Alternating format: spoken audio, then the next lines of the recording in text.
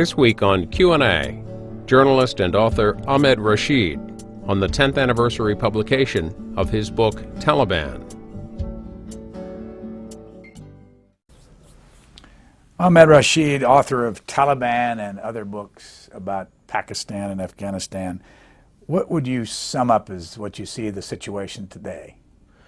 Very complicated, very complex, huge dangers involved because of the resurgence of the Taliban, the fact that the Taliban have now become a regional model. We have Taliban in Pakistan, in Central Asia, the continued presence of Al-Qaeda, the big fear about, that they could do another major attack in Europe or the United States. And now we are entering a kind of endgame with the US possibly withdrawing, NATO certainly withdrawing, and what are you going to leave behind? And that's what is kind of grappling me in my work, that I don't want to see another bout of chaos following an American withdrawal, or such a shaky series of political arrangements that they fall apart the moment the Americans leave. It's going to be very complex to get this region stable without a U.S. military presence there. How would you, if you saw a member of the Taliban walking down the street of Kabul or one of the villages, is there any way to recognize them? Well, yes. I mean, they have their trademark black turban. A lot of them tend to wear black clothes, but they do stand out. They have a certain mannerism which perhaps would be difficult for an American to recognize, but compared to the normal Pashtun villages, Pashtun being the ethnic group from which they come from, I mean, there's a mannerism. I wouldn't be able to put my sort of describe it to you, but I would be able to. For example, I mean, when I go to in Pakistan, when you go to Quetta or Peshawar, these are border cities on the border with Afghanistan. A lot of Afghan Taliban and Pakistani Taliban are there. When you're walking down in the street, you can certainly see who are Taliban and who are not. If you go to Afghanistan now and we're walking around, are they among the people now? Not in the major cities and not in the major areas where NATO American troops are. They appear there at night a lot. But in the rural areas, yes, I mean, there are a lot of Taliban, and a lot of people wouldn't venture out. I mean, even Kabul, I mean, 10 miles outside Kabul, you've got Taliban. And journalists, for example, civilians, NGOs, aid workers, they wouldn't venture out there. The same goes for Kandahar, the second largest city, which is to be the target of a major US offensive in the months to come. Right outside the city, they're Taliban. And very visible in the villages, not frightened at all, not hiding during the day, quite visible. This book, Taliban, I've got in my hand. I know in the introduction, and you've got an introduction and then a second introduction. When did you start writing this book? I started it in 1999. It was published in 2000, and at that time I couldn't find a publisher to publish it. Several publishers agreed and then let me down. And I finally found a publisher who stripped many of my rights because he was kind of doing me a favor. And this was a publisher in London. And anyway, I was very grateful to him that he published it. And he then sold it to Yale University Press, so that it could be published in the US. And I was very surprised, because I'd had such a bum time trying to sell this book. And actually in America, it really took off in hardback. I remember it sold about 30,000 copies. This is before 9/11. And because people here were suddenly waking up to the fact, the Clinton administration, because you'd had Al-Qaeda hits, on the embassies in Africa, you'd had the hit on the US warship Cole, and people were waking up in Washington and, in the sort of analysis, the military, to possibly, what is this Taliban? So it did well, and the week of 9/11, it had just come out in paperback here, and then it kind of took off from there. Where were you on 9/11 when it happened? I was at home in Lahore, Pakistan, watching it, and the moment I called my wife in and I said, "This is Al-Qaeda, and the Americans are going to invade Afghanistan," and very soon after that, I was asked to come to Washington to meet with people here. as they were trying to prepare, for the war and what to do. A lot of people wrote to me asking me, a lot of Europeans, governments, all sorts of people wrote to me. Nobody had a clue what the Taliban were and what this all meant, Well, I mean, when you get into the book, it's so complicated. I mean, this whole business, there are a lot of simple questions I want to ask you. Can you be a member of Al-Qaeda and a member of the Taliban? Well, you can, but 99.9% of Taliban are not members of Al-Qaeda. You've got Pakistani groups, militant groups, you've got Central Asian militant groups, and other militant groups from the Middle East, from North Africa, who have their own militant groups and are members of Al-Qaeda. But, the Afghan Taliban, I mean, they never took part in 9/11. The majority of them probably didn't even know that Osama was planning 9/11. They haven't taken part in any kind of international terrorism since then. Yes, they've killed American soldiers in large numbers in Afghanistan, but they haven't taken part in any of these kinds of bombings, the London bombings, the Spain bombings, etc. Other groups have, but the Taliban have remained very Afghan. And as they see it now, I mean, as they have said, this is a jihad against foreign occupation. So we're not talking about a global jihad or attacking Americans everywhere. We're only talking about, getting rid of what they call the foreign occupation. When was the first time there was such a person that was a member of the Taliban? And what's the right way to pronounce it? Taliban is the right way to pronounce it. Well, one of the Taliban allies, for example, is called Jalaluddin Haqqani, the Haqqani network. He operates from Pakistan in eastern Afghanistan. He's an ally of the Taliban, rather, but he's very extreme. He's very close to Al-Qaeda. Now, again, he's carried out, I think, his people have carried out a lot of, helped Al-Qaeda carried out attacks. He's benefited from Al-Qaeda training and probably Al-Qaeda money and Al-Qaeda direction. But exactly, I wouldn't still call him Al-Qaeda. I would still call him an Afghan extremist group with close links to the Taliban, but possibly even closer links to Al-Qaeda. I still wouldn't call him necessarily Al-Qaeda. But there are several groups in Pakistan who are linked to Al-Qaeda who I would call Al-Qaeda. This book, why did you write it in the first place? What was driving you to get this information out? Well, I've been covering Afghanistan for 30 years, and there were many stepping stones in the middle when people around me told me, you must write a book now, this period is finished. For example, when the Soviets left, people said, write a book about the Soviet occupation. When the Geneva Accords were done, when the communist regime in Kabul fell in '92, there were many instances when I really should have written a book, and I kept deferring it and deferring it. And finally, I was about, one of just a few journalists who was following the Taliban as they emerged in '93, '94, and then, as they conquered the whole of Afghanistan, bin Laden came in. And then I really felt the lack of knowledge anywhere about who these people were. And I felt, now I have to write a book. And so really this book is not just about the Taliban. It's a kind of, it's squeezing together all my 30 years of knowledge and experience about Afghanistan, but writing about the specific period of the Taliban, how they emerged, and what happened after that.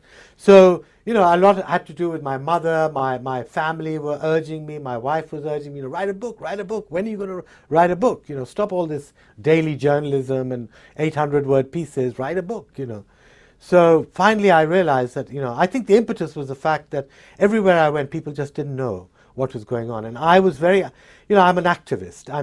I was trying to wake up people that, look, there's a really major threat here. And if you read the end of nothing has been changed in the book from when I wrote it in '99. And I'm trying to say to the American Western public, wake up. This is a huge threat. Al-Qaeda's there, the Taliban are hosting them, and you're all ignoring them. And let me go through the basics with you about your own life. Where were you born? I was born in Pakistan. Where? In Rawalpindi at that time, which is near the capital, Islamabad. And what was your family like? Well, my father was an engineer. and for many years we'd settled in England after the war. He was in the army, in the British Indian Army at that time, fighting the Japanese, and he was one of the first Indian graduates of engineering university in England. And so for some years we settled in England, and then we moved back to Pakistan, and he moved back to Pakistan in the 60s. So I got my education as a cross between partly in England, partly in Pakistan. And eventually I went to university in England. Where'd you go? I went to Cambridge. What'd you study? I started actually studying English literature. I fancied myself as a writer at that time, a writer of fiction. I used to write short stories. I used to write a lot of poetry. But then it was, I was there in '68, and it was, the whole radical movement and anti-Vietnam. And of course, by '70 in Pakistan, we'd had this very traumatic experience about Bangladesh, or what was then East Pakistan, the war in East Pakistan, which eventually became Bangladesh. Huge atrocities committed, and the division of the country, which for a person, my generation was perhaps the most traumatic thing that happened in our lives. I mean, that our country was just, split in two. So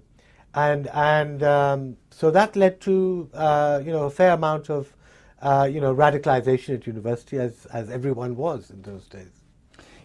I looked up the numbers today, but if you look at India sitting there with 1.2 billion people, you have Pakistan on one side with about 170 million. Yeah. Correct me on any of this. Yeah. On the other side, Bangladesh with about 162 million. Yeah. And then above it, right above Pakistan, Afghanistan, Yeah. with about 28 million people. Right. When did the British influence? I know Britain got out of Afghanistan, 1919 or something like that. When did the British influence come into that part of that world? In India proper, it came in as early as the 16th century and early 17th century, where they set up trading stations and all the rest of it.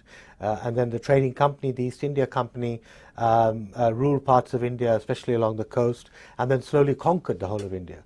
And it was only after the Indian Mutiny, what is called the Indian Mutiny, and what Indians and Pakistanis call the Indian War of Independence, that actually the Crown, Queen Victoria at that time, took over the whole subcontinent as part of the British Empire. And then India was ruled by the British government rather than by the East India Company.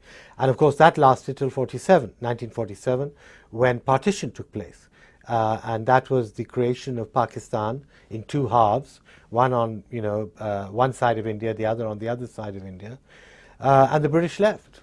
And we've been an independent state since then. Was Pakistan called Pakistan when it was under that whole umbrella? No. It was British India. It was India. So you were actually born in British India? No. Partition took place, in '47, and I was born in '48. Yeah, I was born 1 year later. Yeah. So you were educated in Cambridge, and when did you start thinking about being a journalist? Well, it was part of this whole thing of wanting to become a writer. I thought at one point, I would do a PhD on tribal society. I became very interested in tribes and tribal society, and by fortuitous chance, I was in Afghanistan in '78 when the communist coup took place and overthrew the Republican government, and I was then in Afghanistan again. When the Soviets invaded. I was in Kandahar, in fact, when the Soviets invaded. And after that I came to London, and I was at a loose end. I hadn't done any serious work. My father had moved back. I was working with my father in his company. And I came to London, and the Soviets were being very difficult about giving visas to journalists to go to Kabul. And I said, I've just come from Kabul. And I had a friend who'd taken some very good pictures there, a photographer. And he said, let's go and try and sell these pictures to one of the newspapers in England. And we went to The Guardian, I remember. And the Guardian foreign editor said he loved the pictures. He said, I want a story to go with these pictures. What's happening in Kabul? So my friend said, you write the story. So I wrote a story for The Guardian, and in his pictures.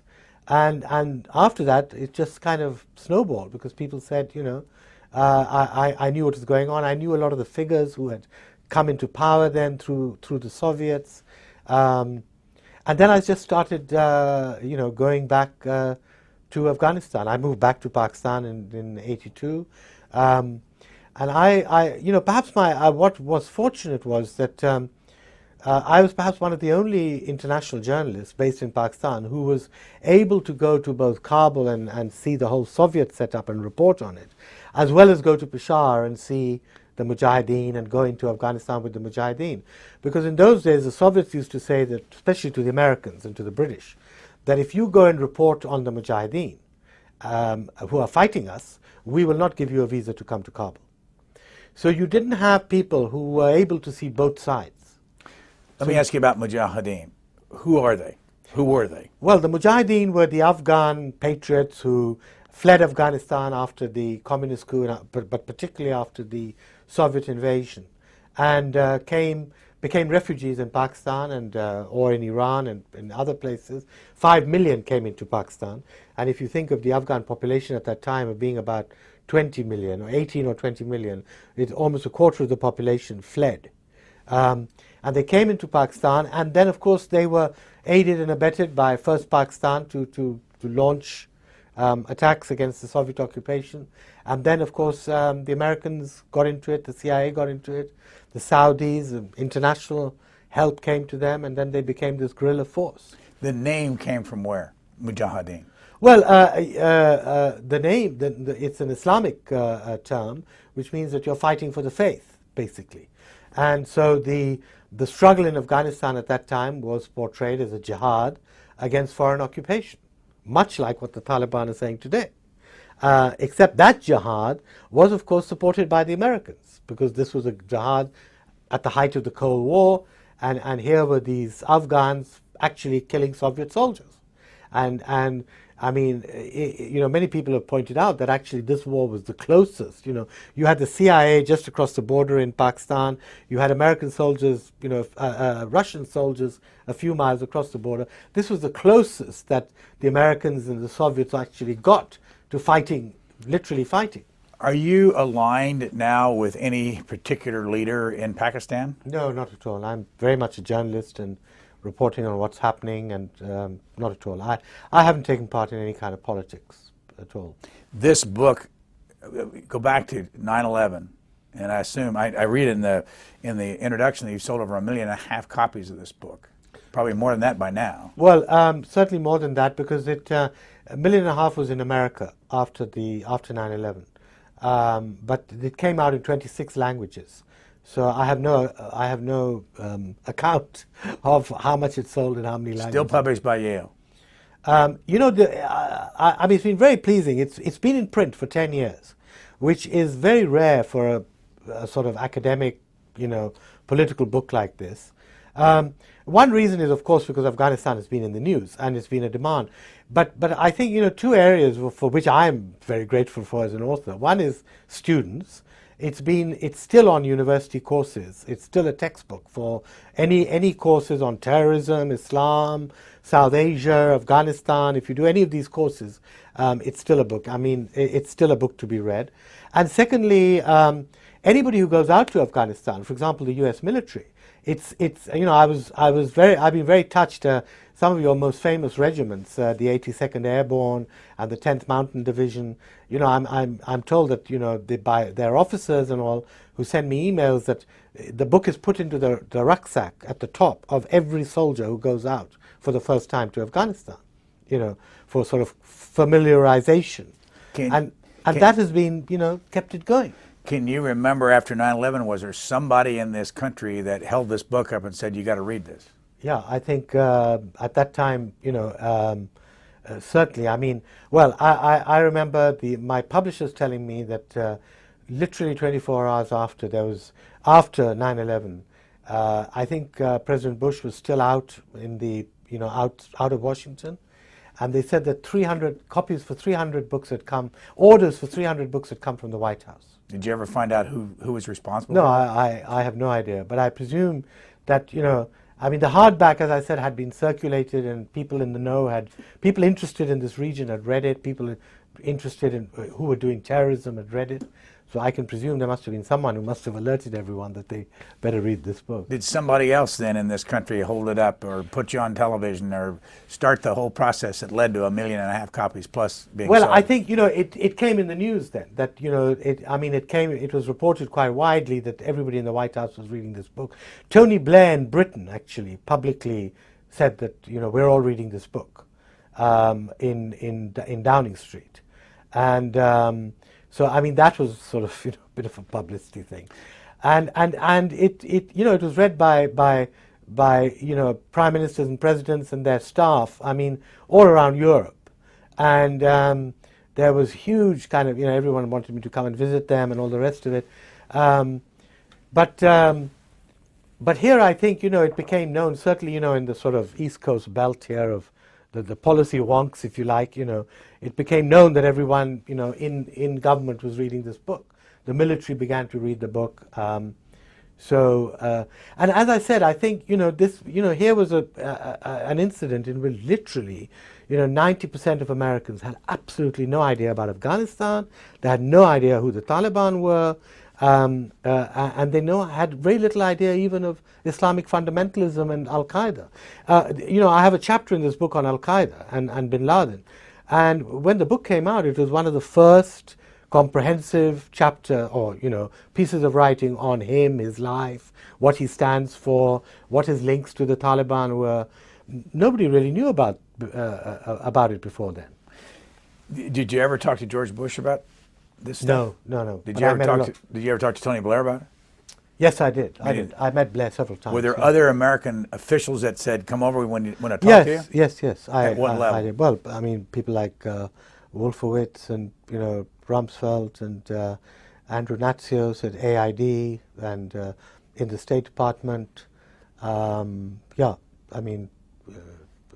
was... a lot of people, I think, initially in the Bush administration were very interested.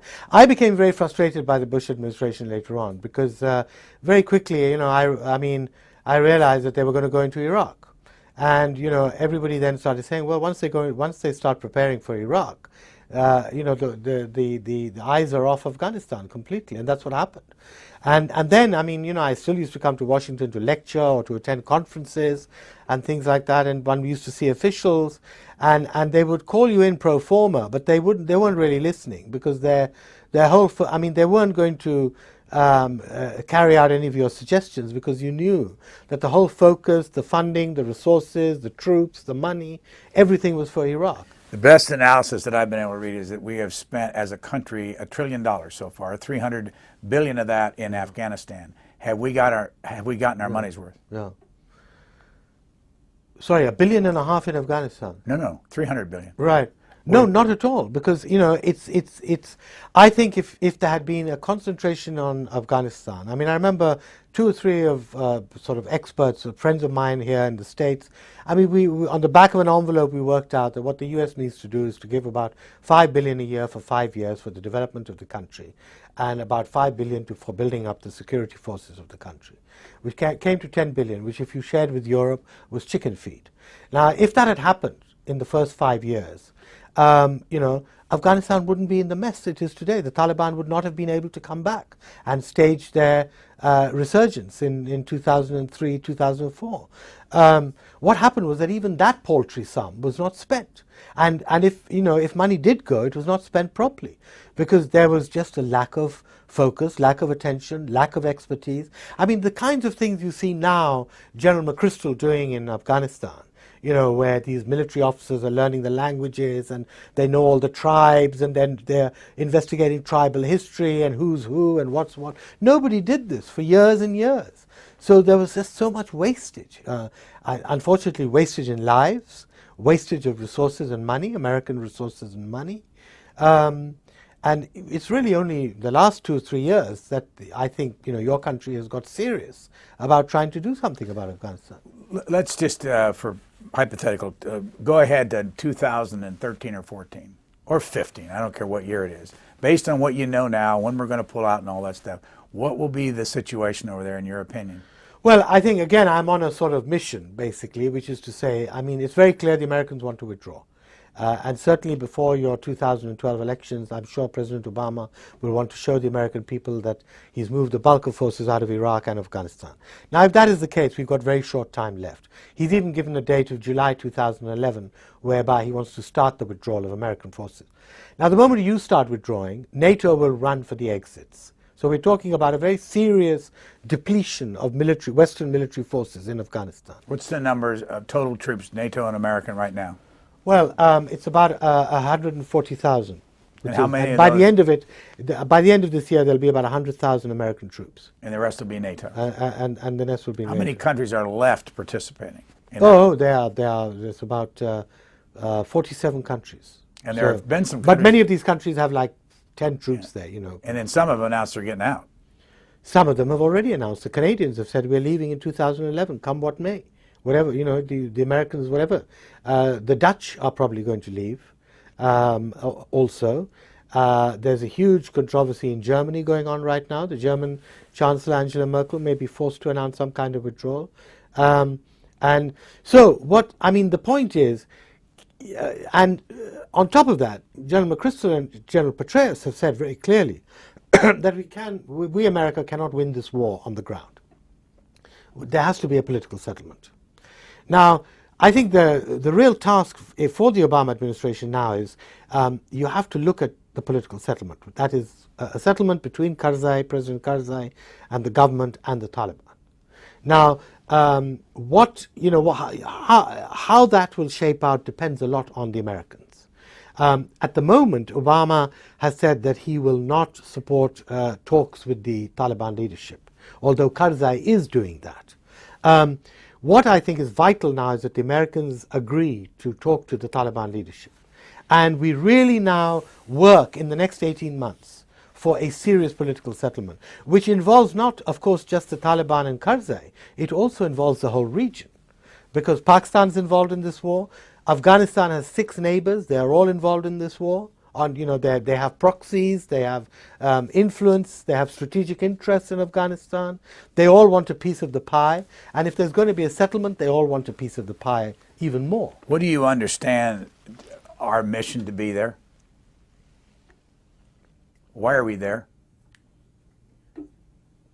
Well, I think the mission has changed a great deal. If we look at, initially it was there to take revenge on the attacks on New York and Washington, and to get rid of the Taliban and Al-Qaeda, except the leadership of Taliban and Al-Qaeda all escaped. You didn't commit troops even during the war in 2001, in sufficient numbers, which would have trapped Al-Qaeda and the Taliban. They escaped to Pakistan and they came back in again. I think the other mission was to rebuild the country, which again didn't happen. Why would we want to rebuild that country? Well, I think there's no doubt that to leave Afghanistan as a failed state in the kind of conditions that it was in 2001 would just be an invitation for all these extremists to come back again.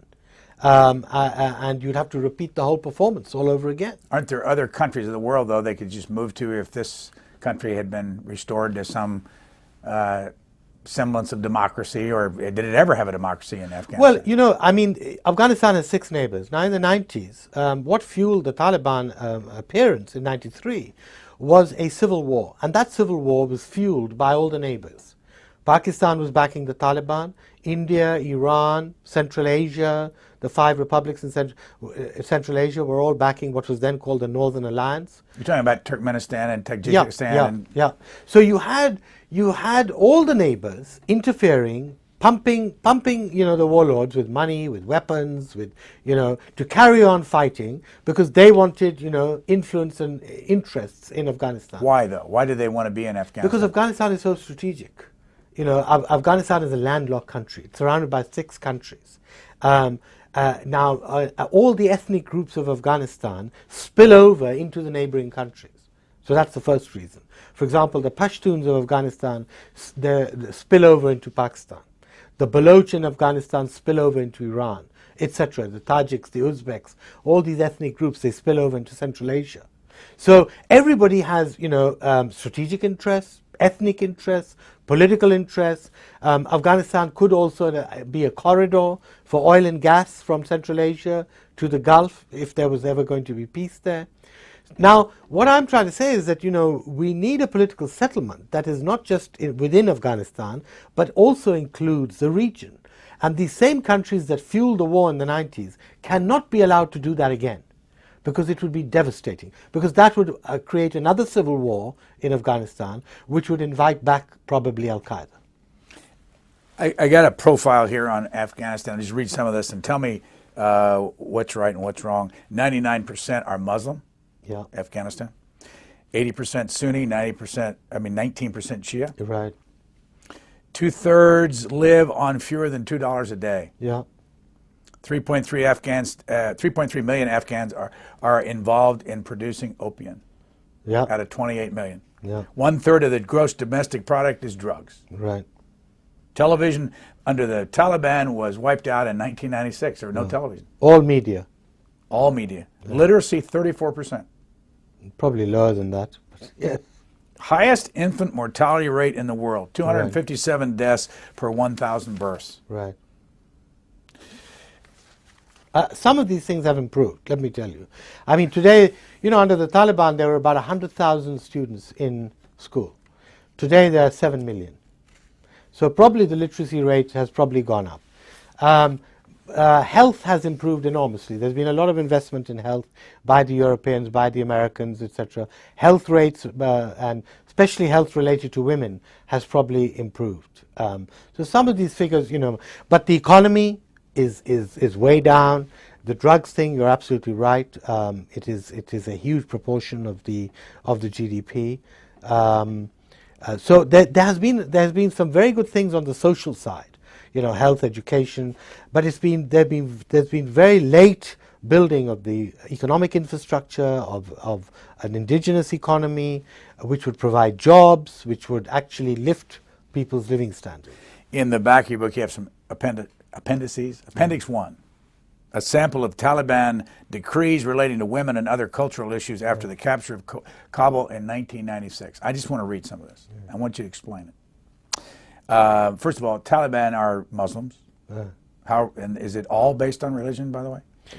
No, it's not, because what I write in this book, even at that time I wrote, was that the Taliban were a mixture of two or three things. A very orthodox sect of Sunni Islam, which was very conservative and very reactionary, even within the mainframe of Islam. A code of the Pashtun tribes to which they belonged, and this code because they came from very backward areas of Afghanistan, they adhered to. And thirdly was the influence of madrasa education, religious school education in Pakistan, which taught them a great deal about extremism and this whole extremist philosophy. By what does it mean to be a Pashtun? And how much of Afghanistan are Pashtun? Well, the Pashtuns are the largest, they're not the majority, they're about 40%, they're the largest ethnic group in the country. Traditionally, they have ruled Afghanistan for the last 250 years. Pashtun kings have always been kings of Afghanistan. And until the Soviets arrived, basically, they predominantly subjugated the minorities, who were the Uzbeks, Tajiks, Hazaras, all sorts of, a dozen minority ethnic groups. So the ethnic question in Afghanistan has always been terribly important. The Karzai is a Pashtun. He came to so the ruling elite today is a Pashtun. The Taliban are also Pashtun. So in many ways, this is a battle between two tribal groups of Pashtuns. The Pashtuns are a tribal society. They live under a tribal code and under a tribal hierarchy. And one of the tests, has been how to move this tribal hierarchy into a modern state structure. Because the old kings of Afghanistan ruled by basically buying off the tribes. Doing favors to one tribe, buying another tribe, bribing another one, whatever. And obviously you can't do this in a modern state structure if you want education and economy and all the rest of it. So this has been one of the challenges. Let me just read some of the decrees. Yeah. If women are going to outside with fashionable or ornamental, tight and charming clothes to show themselves, they will be cursed by the Islamic Sharia and should never expect to go to heaven. Yeah. Yeah. Well, this was the Taliban in the 90s when they were ruling the country. Do they still expect this of women? Well, There have been suggestions that not. But first of all, let me tell you that during this war, they have burnt down hundreds of girls' schools and boys' schools. Now, and they say that these schools are used by the Americans and by the CIA, etc. Now, clearly, this is going to be one of the most contentious issues in any dialogue with the Taliban, the treatment of women, because there's been huge advances in Afghanistan, right, over the last 7 years. Education, women are working, and women are very wary, naturally, of what talking to the Taliban means. Does it mean that our rights disappear again? We go behind the burqa and we go back to the 90s again? This is going to be one of the most difficult and sensitive areas. Here's one. To prevent music to be broadcasted by the public information resources in shops, hotels, vehicles, and rickshaws, cassettes, and music are prohibited. This matter should be monitored within 5 days. If any music cassette found in a shop, the shopkeeper should be imprisoned and the shop locked. If 5 people guarantee the shop should be opened and the criminal released later. If cassette found in the vehicle and the driver will be imprisoned. If 5 people guarantee the vehicle will be released and the criminal released later. What's that about? Well, they shut down all the media. They shut down music, And what is, of course, very ironic is that today the Taliban are media specialists. The way they use the internet, they get out news faster than the Americans and NATO does. When there's an ambush or an attack, they claim responsibility literally within minutes. And American headquarters in Kabul have not even put out a statement. They haven't even acknowledged that these soldiers have died. So what has happened is that the Taliban, I think, they suppress the media terribly: print, radio, TV, everything, and music. Of course, they banned music at that time. Now we see the Taliban using the media more effectively, actually, than the government. Some of this other stuff, just to put it on the table, to prevent keeping pigeons and playing with birds, to prevent kite flying, the kite shops in the city should be abolished, to prevent the British and American hairstyle. People with long hair should be arrested and taken to the religious police department to shave their hair. The criminal has to pay the barber. What is this business about religious police, the Munkrat? The religious police was something they adopted from Saudi Arabia. In Saudi, there is religious police who go around the bazaar so that everybody goes to prayers at the right time. The shops are closed and all this. They've been much reduced in Saudi, but the Taliban religious police were brutal. They 5 times a day, Muslims say their prayers, and they would close down the bazaar 5 times a day. And this had never happened before in Afghanistan or in any other South Asian Muslim country. If you wanted to say your prayers, you weren't forced to say your prayers. The Taliban insisted that everybody went to say their prayers, and they used the religious police, who were basically young kids, who had no education, no training. They would carry long sticks, and some of them would carry guns, and they would enforce this. The British and American haircut is very amusing. If you remember at that time, this film, The Titanic, came out. And Leonardo DiCaprio had this haircut, which was followed immensely. There was a huge, they had banned TV and video. But pirated video films were all the rage in Kabul at that time. And even the Taliban used to watch it, even though, it was banned. And the Titanic was the best, biggest seller ever because of the love story or whatever. And his haircut was the favorite haircut of the young people in Kabul.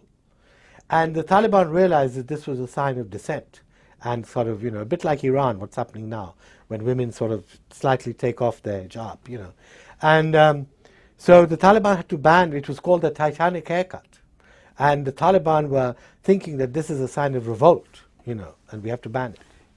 It's a requirement, if I understand it correctly, the Constitution of Afghanistan today, that 25% of the members of the parliament have to be women. Right. Where did that come from? Well, I think it came largely from the West, but it also was a very strong demand amongst women activists. Afghan women who had struggled through the Taliban era, who were not allowed to school, who were not allowed to be educated, who had been working before, even during the Civil War, but were then banned by the Taliban. The reason I asked, though, I wondered if that was a demand on the part of the American government that they have 25%. I think it was a demand. It was certainly, it was not a direct demand like that, I think.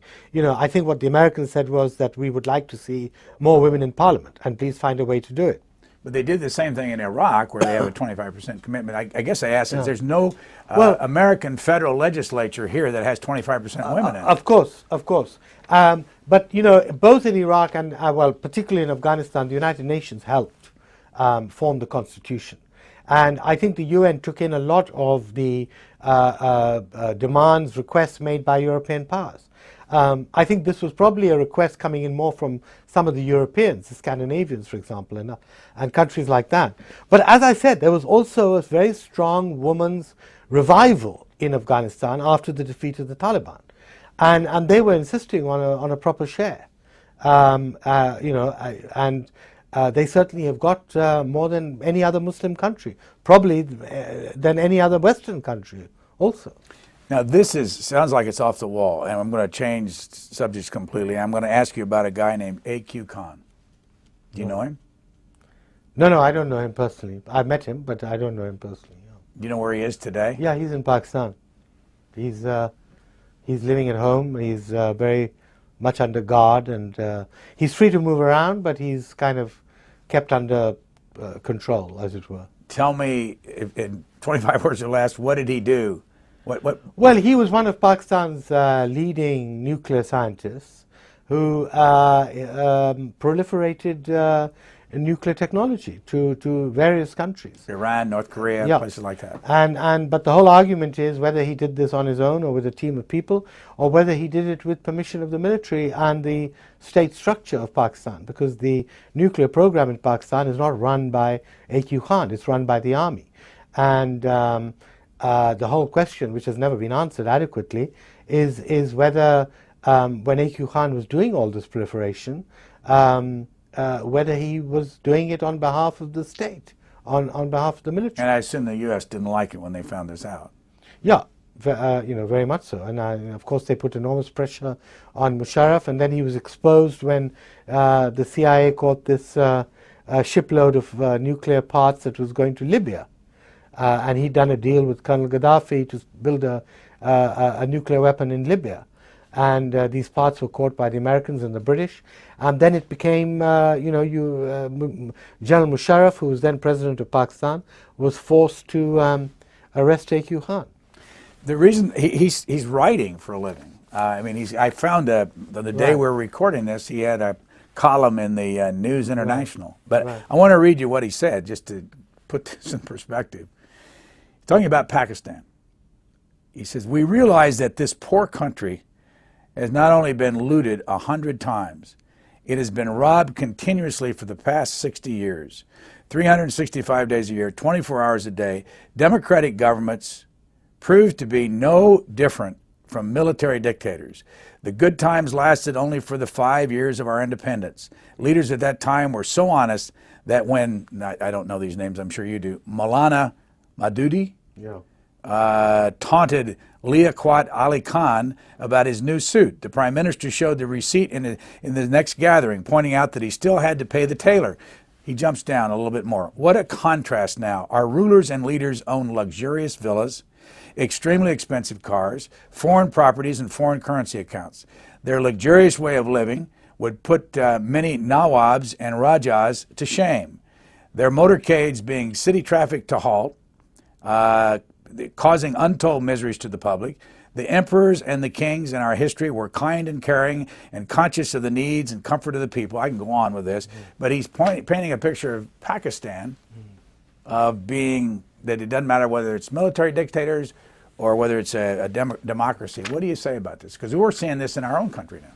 Well, that's a very popular. He's kind of reflecting a very popular view, but at the same time, he's become very much an Islamist, and he's become a very deeply conservative, holds extremely reactionary views on almost everything, and essentially, what his argument will boil down to that we are not following the precepts of Islam. So I think what is, but at the same time, this is populist. A lot of young Pakistanis believe this, and it's true. our ruling elite have failed us in many, many ways.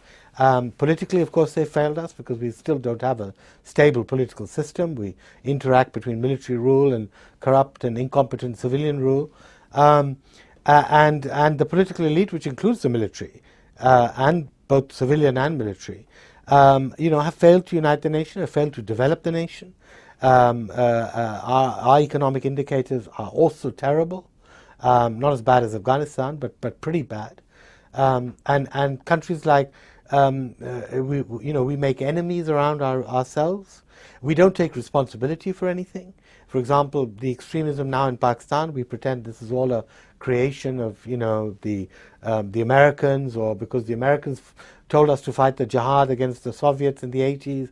This is all a fault of the Americans, or it's a fault of conspiracies by India or Israel.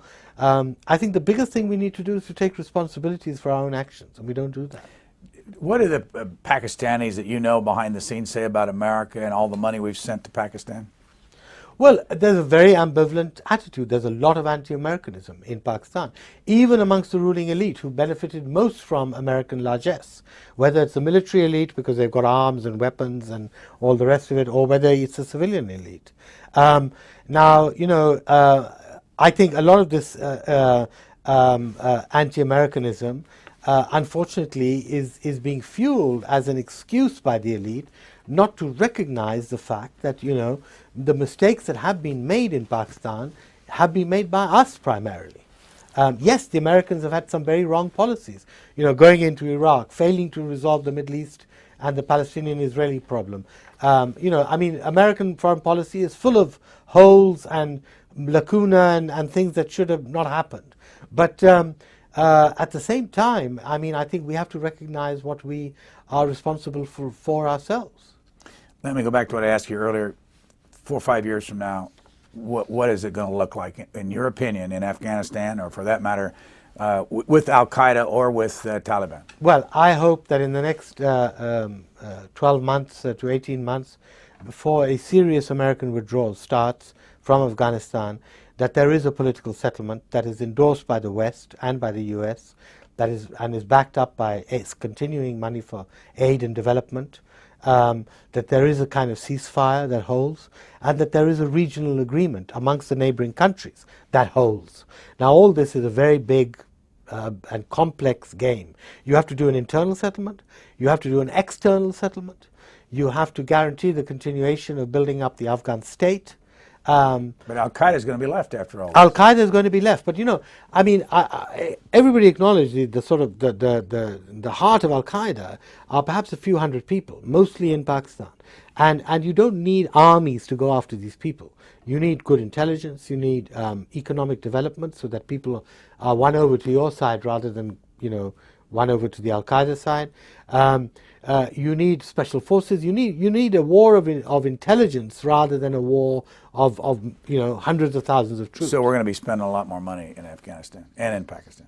Well, not just you. I hope that there will be a lot of burden sharing, with Western Europe, with Japan, with countries who are contributing now to Afghanistan in a meaningful way, will continue to do so. On the day we're recording this, April the 15th, when you were here in the town in Washington, there was a front page story in the Washington Post, and the headline was U.S. retreat from Afghan Valley marks recognition of blunder. And you pronounce the valley, it's Korengal? That's the way you pronounce it? Korengal Valley, and they talked to written by Greg Jaffe, a Washington Post reporter, Captain Mark Moretti. He's 28 years old, commander, and this is in a valley where 40 U.S. troops have been killed, and they're pulling out. But here's what it says in the middle of the article. For U.S. commanders, the Korengal Valley offers a hard lesson in the limits of American power and goodwill in Afghanistan. The valley's extreme isolation, its axle-breaking terrain, and its inhabitants' suspicion of outsiders make it a perfect spot to wage an insurgency against the Western Army. It goes on, we've been there since 2005, and the troops there were, in essence, as this article says by Greg Jaffe, bullet magnets. The withdrawal could offer proof to other Afghans that U.S. troops can be forced out. There are pictures in there of Captain Moretti that the Washington Post took, and we show them on the screen. again, you read this and you go, is all this worth it? You can see that our captain sitting there holding hands, explain that with the local tribal leader. How do we do this? How do we keep doing this? And what's the good of all this? First, let me just say that the Korangal Valley is a particular area with a very long history of opposition to all outsiders, and it's very rugged. It was an area that the Soviets never occupied because it was too impossible to occupy in the 80s. Perhaps we should never have gone there. The first American troops went there about 4 years ago because President Karzai insisted on it. It was not part of the American military sort of doctrine to occupy every nook and cranny in Afghanistan. You occupied areas where you could woo the population, win the population, where you could do some good works, and where you could resist the Taliban. And this was really off the beaten track. And there was a history there. This was the center of the Mujahideen resistance to the Soviets, And of course it had become a Taliban center also. I think, first of all, this is a bit of a rarity. But I think, what in broadly speaking, what this shows is that for too many years, the military, the civilians, the American civilians in Afghanistan, they pursued wrong policies. I think now, finally, the new counterterrorism doctrine by Petraeus and McChrystal, which is focusing on population centers, on clearing out the Taliban and then bringing in aid and development, etc. If this had happened right from the beginning, I don't think we would have had the Taliban resurgence in 2003. The fact was that America refused to deploy troops in 2002, 2003, and 4. And what happened was that there was a vacuum. And it was filled first by the warlords, who were rapacious and horrible against the local population. And this vacuum was then filled by the Taliban. And if you had filled important areas where populations were concentrated earlier on and had an economic plan to minimally develop the country, I'm not saying turn it into a Switzerland, but just give them a basic kind of economy, which the Afghans had in the 70s and the 60s, I think the whole story would have been different. So when you're talking to Americans and there's no camera there and you're not reporting, what do they tell you about? Do most Americans you come in contact with care about Afghanistan and our role there? Well, I think certainly it's now the number one foreign policy agenda for this administration. But do they care? Yes, I do, because I think I think people in government care because they still see it as a potential threat, the fact that Al-Qaeda is still out there.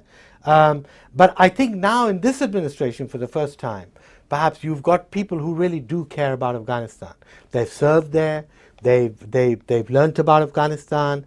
If you're looking at the military, if you're looking at people in the State Department, you're looking at NGOs and aid workers. People who go there. Like me, why have I stuck with Afghanistan for so long? Because it's not just a fascinating country. The people just draw you in. The country sucks you in. If you go in, for the first time, you will be forever involved and interested in Afghanistan. It has a very magnetic appeal. What? Give us an example. I don't know. The Afghan are very special kind of people. I think one of the first things is that, this was a people who were never colonized. And the Afghans were the only Asian people who were never colonized by the British or the French or by anyone else, or the Americans or by anyone else. So they've retained a kind of grandeur and sort of independence but enormous warmth and hospitality and friendship. The country is an amazing looking country. It's got everything, desert, mountain, the highest mountains in the world, the lowest deserts, the landscape, the people, it's all very odd. Many Afghans joke that when, 4/5 of Afghanistan is uninhabitable because it's either too high, the mountains, or the deserts are too large. And the Afghans joke that when God made the world in 7 days, He made the rest of the world in 6 days. And then somebody said, there's a there's a gap in the middle there, you know. So he collected all the bits and pieces that were left over, you know, the spare parts that had been left over from making all the other countries. And he threw them all down and said, this is Afghanistan. So that's why Afghanistan has a bit of everything, you know. It has areas which look like Switzerland, and it has areas that look like the Sahara Desert. And its people reflect the same. You've got people who are completely white with blue eyes, who are supposed to be the descendants of Alexander the Great. You've got Mongols from Mongolia and China. You've got people from Central Asia. You've got people from South Asia. You know, and you can see it in their faces. I mean, you know, it's got languages from all over the world. I mean, literally, it's got dozens of languages. So it's a very special place. So what are the chances that Pakistan will ever get back to normality? Well, I hope that we will, you know, as long as democracy continues, as long as the military does not intervene again. We've got a very bad democracy, a poor democracy. If this democracy was given time, there was another election without military interference, a new generation of leaders come in and get attracted, come into politics, come into public service, you know, I think, you know, things will slowly change. The problem is that, you know, our whole democratic experiment has been interrupted by the military every 10 years. And so we go back, you know, we reinvent the wheel every 10 years. And it's a terrible situation to be in. So do you have another book? I know you just put one out in 2008. Well, Descent into Chaos covers most of this post-9/11 period in Pakistan, Afghanistan, and Central Asia. And brings you up to 2009. No, at the moment I'm not working on any other book. I think things are too much in flux at the moment. Perhaps, you know, I might like to write a novel, move away from some of this factual stuff.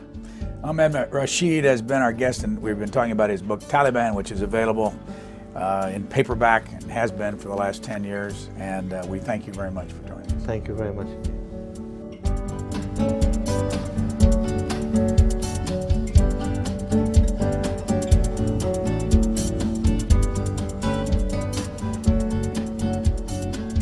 For a DVD copy of this program, call 1-877-662-7726. For free transcripts or to give us your comments about this program, visit us at qna.org. Q&A programs are also available as C-SPAN podcasts.